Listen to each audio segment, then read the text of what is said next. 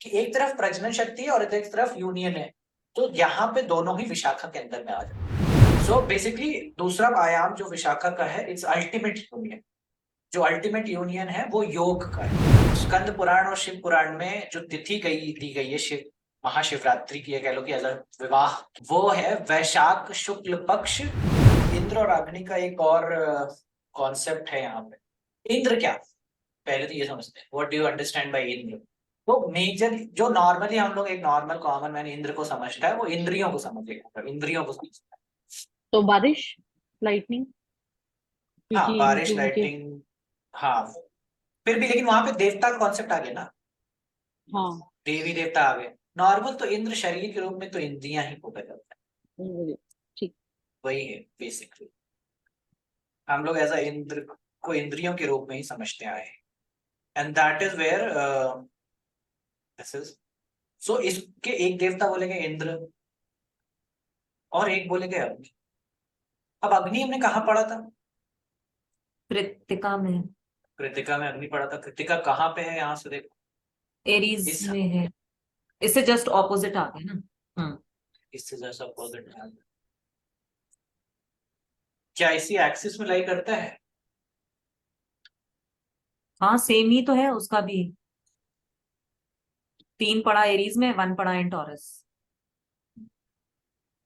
नहीं, 3 पढ़ा टॉरस में, 1 पढ़ा एरीज। नहीं, 4 4 8, हाँ सॉरी, 1 पड़ा एरीज और 3 पड़ा वहां पे, तो ये जस्ट तो ऑपोजिट हो गया। सो बेसिकली ऑपोजिट वो चीज है। सो अग्नि तो है नहीं यहाँ पे, तो क्या मतलब हुआ इसका? अग्नि तो इन्वॉल्व हो नहीं रहा, ठीक है। सो फिर भी हम लोग यहाँ पे इंद्राग्नि बोल रहे हैं। इसका सिंपल सा सेंस है। सेंस क्या है? इट्स सिंपल मीनिंग अगर समझे, अग्नि means burning, anything that is burning. और क्या बर्न हो रहा है यहाँ पे? Senses, burning senses. What do you mean is burning desire, कह लो। बर्निंग डिजायर भी नहीं बोला चाहिए, डिजायर तो अलग में, बट बर्निंग सेंसेस। सो इसीलिए in Vishakha is a very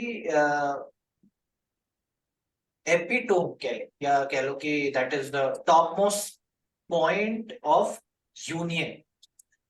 अब ये फिजिकल इंटीमेसी में कह लो, तो फिजिकलिटी के लेवल में सेक्सुअलिटी से डिनोट होता है कि that is the when you are fully in your senses, और अपने सेंस के बेसिस पे, यानी कि अपनी इंद्रियों की तृप्ति के लिए है, that is where Indragni lies. और इसीलिए ये this is the point where sexuality is the top most thing in this nakshatra, ठीक है। सेक्सुअलिटी कह लो या फिर कह लो यूनियन कह लो, being with the other partner is the priority. बिना दूसरे के ये है नहीं, इट्स दैट थीम जिसे कह, और प्रजनन शक्ति है यहाँ। सो यहाँ पे यूनियन का पहला जो वो है, जो कि विशाखा में है, दैट इज बर्निंग सेंसेस का, जो मैं तुमको समझाना चाहता था, वो प्रजनन शक्ति से आता, समझ रहे? सो क्योंकि 11th हाउस में प्रजनन शक्ति, यानी कि टू प्रोक्रिएट, क्योंकि क्रिएशन को फैलाना है, जो ऑलरेडी क्रिएट हो चुका है उसको फैलाने का वो बात हो गया, ठीक है। ये कॉन्सेप्ट है, 11th हाउस से आता है। और दूसरा है इज द पावर ऑफ पुण्य शैनी शक्ति, यानी कि power to accumulate wealth and knowledge through union, ठीक है। सो दोनों ही फाल्गुनी के, आप देखो कॉम्बिनेशन तुम समझे कि एक तरफ प्रजनन शक्ति है और एक तरफ यूनियन है, तो यहाँ पे दोनों ही विशाखा के अंदर में आ जाते। सो विशाखा नेटिव्स की लाइफ में मैरिज और यूनियन और सेक्सुअलिटी विल बी, सेक्सुअलिटी मतलब नहीं, बट हाँ, marriage as a partnership will be a very key थी, है ना। क्योंकि क्योंकि एक तरफ उत्तर फाल्गुनी, एक तरफ फाल्गुनी, दोनों के ही वो आ जाते हैं। गेटिंग मैरिड और getting into union, getting into partnership is very important for Vishakha native हो जाता है। इस द, देखना जो तुमने वो पिक्चर्स देखी होंगी, जैसे ये twin souls,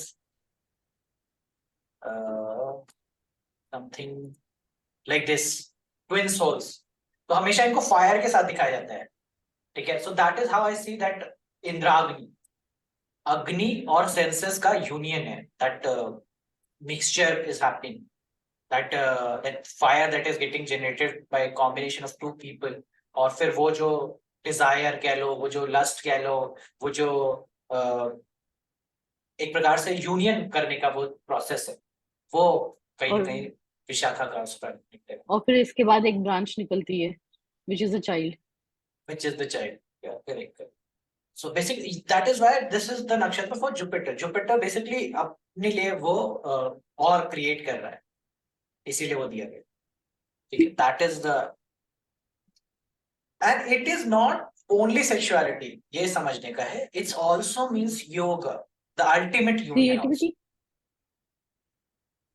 क्रिएटिविटी मुझे नहीं। Don't pop words. Okay creativity जब भी होती है, so it's not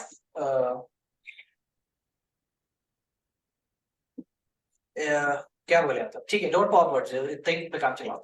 what I am trying to say is union, शब्द यूनियन का है, ठीक। ठीक है। यूनियन और क्रिएटिविटी में फर्क है। हम्म। सो बेसिकली दूसरा आयाम जो विशाखा का है, इट्स अल्टीमेट यूनियन। जो अल्टीमेट यूनियन है वो योग का है, ठीक है। Getting unified with every existence that is, ठीक है।